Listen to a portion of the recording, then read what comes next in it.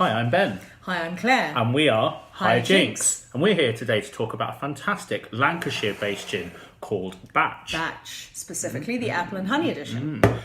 It's from a town called Burnley in the north of England. That's where it's based. And I've been to Burnley, and it's a very interesting place. It's got an easy coffee place and lots of weird shops, but it's got a brilliant distillery. Easy coffee. Yeah, as in Sounds Easy grim. Chat. It's Easy Chat. That's the coffee place. I would not be doing a tasting video on that. No. And so I was introduced to Batch Gin at the fantastic Greenwich Christmas market. I came across Artisan Spirits stand, had a lovely little tasting, made a few purchases, and have added apple and honey to my collection. It's a fantastic combination. I absolutely love it. It's so sort of warming for like these winter months. And honey, it's that natural, much more interesting sweetness and just getting that acrid sort of sugar hit. So I'm very excited to try it. Should we do some Let's crack on. Let's do some So, shots. Little shot glass. Let's do some shots. Little shot glass. It's like being at uni all over again. It is. These are very handy if you don't have a spirit measure. You get yourself some little plastic shot glasses. And if you value your liver. Exactly, Yeah. unlike this guy. 3, 2, 1. No, I'm No.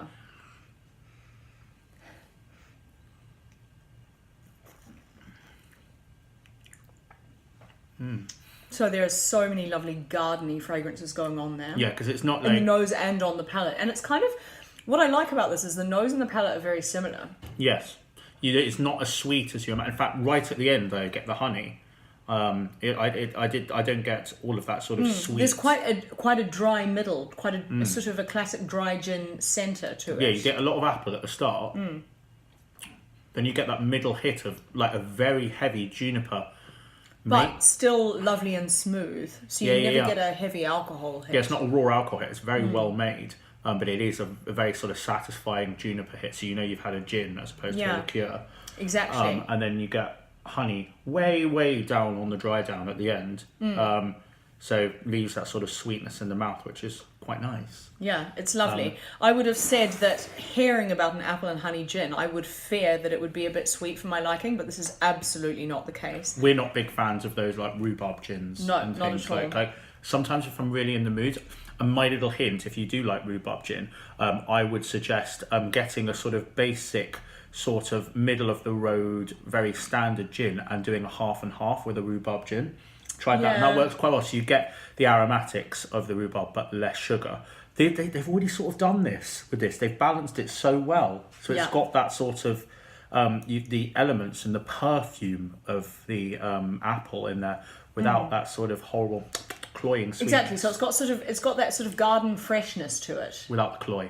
Exactly. So it doesn't stick. So, Yeah. shall we try this in a gin and tonic? So we've got a suggested serve. We tried a couple of options. So we thought apple, honey, apples and raspberries. Apples, berries go quite well, would sort of mesh in with that quite nicely. And then before having tasted it, we thought something that was sort of quite heady and citrus might cut through everything just to balance it through. Freshen it all up, So we've yeah. come up with raspberries and some lemon peel, which if I just turn that out, I think mine does actually look like a smiley face.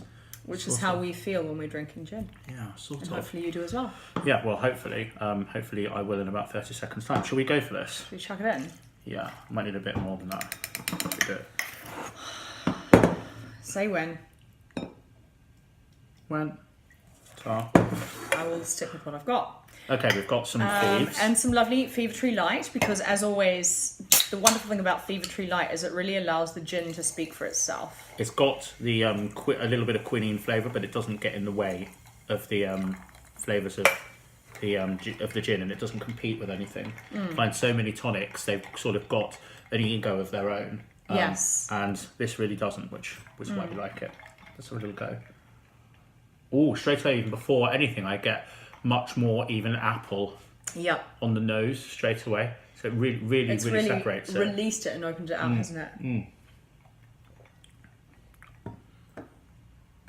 And it's much more of what I would call a together gin. Like instead of it being in parts, the sort of through flow is much more Yeah. sort of blended, which I like. You still get the journey of like apple, juniper, to a sweet finish, but it's much less distinct chapters. Yes. It's more sort of a kind of constant journey. And I really love what the zing of the lemon does to it as well. Because it adds Just that lifts it. extra sort of tongue sensor. Yeah, and again, sort of like helps with the dry down at the end. And of course, who Yes. doesn't like lemon and honey? Like when you're feeling Oh ill, my gosh, exactly. like it's an incredible thing. Yeah. So we should talk about like artisan drinks in general. Who are the people who sort of front this? We should talk about artisan drinks and what they do a little bit. Okay. They do, as well as make sort of fronting this amazing gin. They do lots of different sorts of gin experiences, which They you've do. looked There's a into quite gin bit. club. They have gin evenings and things like Yeah, that. and they also do a gin cruise. So you can cruise along the Thames, along the canals of London, on a boat whilst drinking lots of gin and tonic. I believe there are also tapas and goodie bags to take away, that sort Yeah, of thing. loads so of information. It sounds like quite a complete experience. You have Yeah. a wonderful thing on the day, something to take away with you. None of that would work if the product wasn't good. And the product's really the product's good. fabulous. So that's the thing. Like, I don't want to sit on a boat, like be stuck on a boat for 2 hours with terrible gin and tonic. Like, Yeah. I'll just get my hip flask out. I believe they have very good taste. Yeah. But this is So really we will, fantastic. Yeah, we will certainly be attending a gin cruise, and we will be telling you guys what we think and how it was. But we encourage you to come and join us. You never know; you might end up on the same one as us, and then what a bonus! For Also, you guys. last tip before we go: never waste the fruit in a gin and tonic, because this raspberry's just been sat soaking in gin for the last 5 minutes, and I think if you're a real gin addict, you can count this as one of your 5 a day. So Exactly, and I mean everybody loves a gin-soaked fruit. absolutely, we all love a gin soaked fruit. I'm going to have one of my 5 a day now. So cheers, thanks very much. Cheers.